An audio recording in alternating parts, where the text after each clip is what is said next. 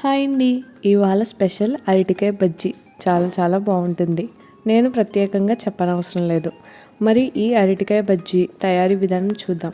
ముందుగా దీనికోసం 1 కప్పు శనగపిండి, 1/2 table spoon salt, 1 table spoon కారం, 2 టేబుల్ స్పూన్స్ వామ్ వేసి కొంచెం వాటర్ వేసుకుంటూ కలుపుకోవాలి. వాటర్ అనేవి మనం చూసుకుని వేసుకోవాలి.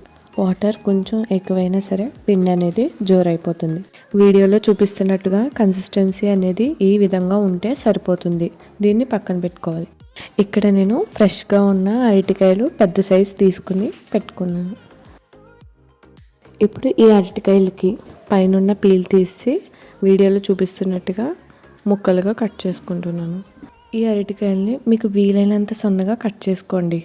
ఇప్పుడు కట్ చేసుకున్న అరటికాయ ముక్కల్ని ఒక బౌల్లో వాటర్ వేసి వాటర్లో వేసుకోవాలి, లేదంటే కలర్ అనేవి చేంజ్ అయిపోతాయి. వీటిని పక్కన పెట్టుకోవాలి.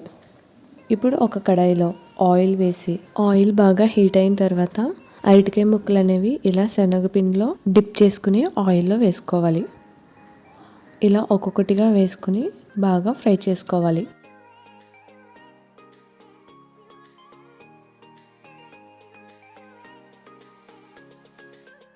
వీటిని ముందు వెనక 5 నిమిషాల పాటు ఫ్రై చేసుకోవాలి.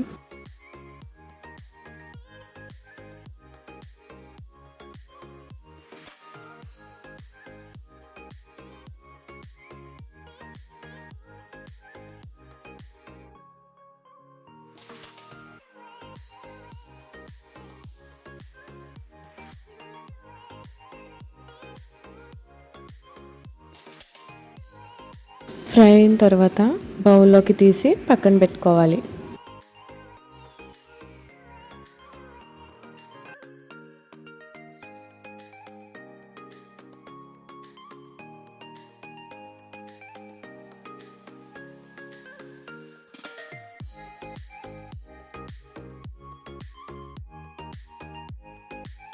మళ్ళీ ముందు వేసుకున్న విధంగానే ఆయిల్లో వేసి బాగా ఫ్రై చేసుకోవాలి.